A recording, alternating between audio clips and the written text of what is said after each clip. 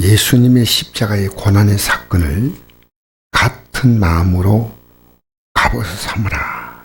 죄를 진다는 것이 어떤 것인가를 알아야 됩니다. 그리고 죄를 거쳐야 됩니다.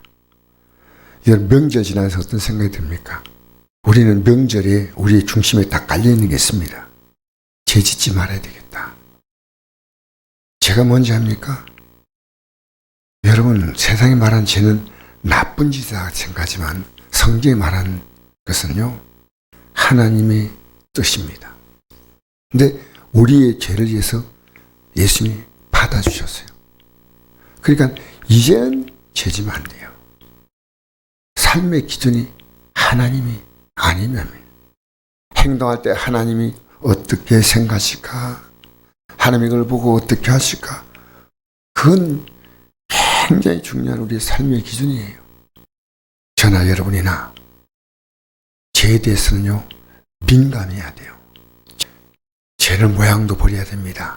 대성전서 5장 16절에 보면 악은 모양이라도 버리라 그랬습니다. 악은.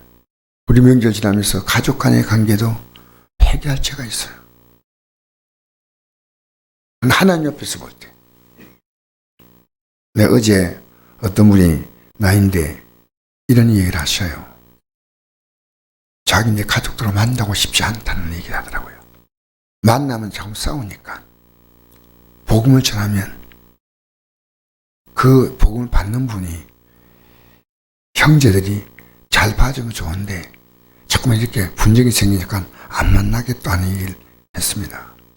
그래서 내가 절대 그러지 말라고 했습니다. 내가 믿음이 없는 사람들에게 예수님을 구체적으로 전하는 것보다도 지혜롭게 적극적으로 사랑을 베풀어라. 이제 연세가 많다니까 그럼 형 얼마나 살겠냐. 술도 먹고 담배도 피우고 세상 그렇게 살았으니까 나이 들면 다 술 담배를 많이 한 분들의 특징이 건강이 안 좋습니다. 형님에게 잘하고 형님에게 인사하고 얼마라도 용돈 좀 드리고 부모님 남기신 도 형밖에 없는데 그러면서 그 마음이 서로 열려야죠. 열리는 게 중요하지 않습니까? 그래가지고 형님 어떻습니까? 형님 안부를 먼저 묻고 형님이 나 이렇게 지낸다 얘기 서로 한다면 니는 어떠냐? 얘기 주고받을 거 아닙니까? 형님 저도 사는 게 다 힘듭니다. 근데 제가요 힘들 때마다 저는 기도합니다. 그럼 잘 극복해 가요. 그리고 이따 떠날 때 천국 갈 건데 그렇게 걱정입니까? 그 싹 30초 안에 얘기를 끝내버려. 그 다른 건 전부 다 형님 위로해주고 격려해주고 용기 주고 제가 형님 정말 앞으로 형님 남은 시간 동안에 어쨌든 저 형님을 잘 보필하도록 노력도 하겠습니다. 근데 내가 말씀을 그 사람 맞게 탁 던져주고 난 다음에는 그 다음에 하나님이 하시도록 기다려야 되는 거예요. 하나님. 우리가 막 성부를 보려고 하면 안 됩니다. 말씀 탁 던지면 역사 누가 하시냐? 하나님이 하셔요. 하나님. 그래서 우리가 기도가 필요한 겁니다. 우리가 할 수 있는 것은 하고 나머지는 기도하고. 근데 다행히 그분이 그 얘기를 듣고요. 그렇게 하겠습니다. 2절. 그 후로 다시 사람의 정욕을 따르지 않고 하나님의 뜻을 따라 육체에 남은 때를 살려면 하나님의 뜻을 따라. 이게 중요한 얘기입니다. 하나님의 뜻을 따라.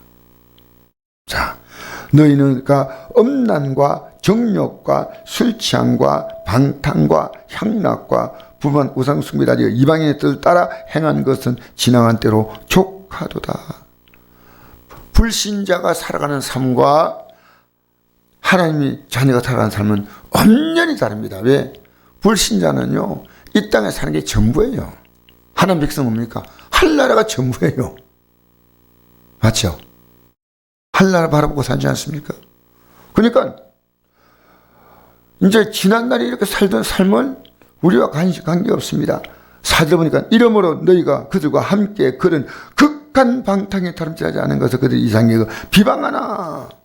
오히려 우리가 하나님 앞에 바로 살려는 것을요, 사람들은 비방할 수 있습니다. 그들이 산자와 죽은 자를 심판하기 위해 예배하시니께 사실대로 고할 날이 온다는 겁니다. 사실대로 너희가 각각 직고하리라. 로마서 14장 내가 어찌하여 내 형제를 비판하냐, 내가 어찌하여 내 형제를 업신여기느냐, 우리가 다 하나님의 심판대 앞에 서리라. 기록되었을 때 주께서 이르시되 내가 살았으니 너니 모든 무릎이 내게 꿇을 것이요 모든 뇌가 하나님께 자백하리라 하였느냐. 이러므로 우리 각 사람이 자기를 하나님께 직고하리라 그러죠.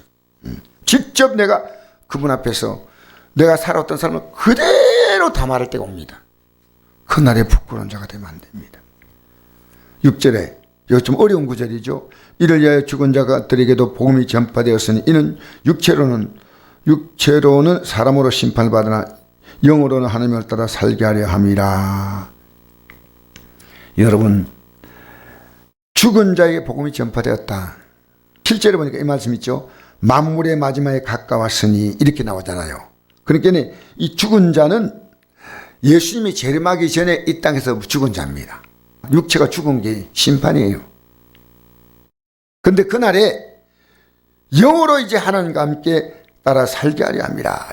주님 공중에 딱 임하실 때요, 딱 일어나요. 그때 우리는 우리의 죽을 몸이 영으로는 남은 생애를 하나님과 따라 영원히 사는 줄 믿습니다. 땅에서 우리가 여러분 죄를 정말 짓지 않으려고 해야 돼요. 물론 내가 사소한 것이 쑥 지나가면서 지을 수 있지만, 근데 그것이요, 내가 그동안 믿음 생활한 것을 허물어 버리잖아요. 기도 응답이 안 되잖아요. 여러분, 제가 있는데 무슨 기도 응답이 되겠습니까? 하나님은 죄인의 기도를 듣지 않습니다.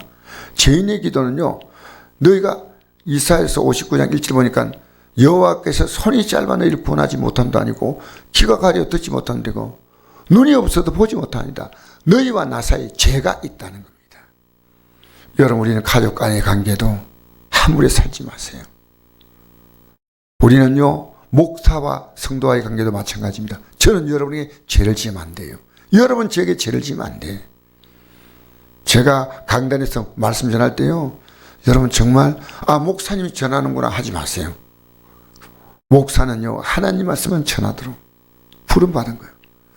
여러분, 우리 앞으로 우리 앞에 다가올 영광의 날을 바라면서 지금 하루하루가 이 땅에 살면요, 그냥 대충 살면서 연명하는데 우리는요, 연명이 아니라 사명이에요. 사명.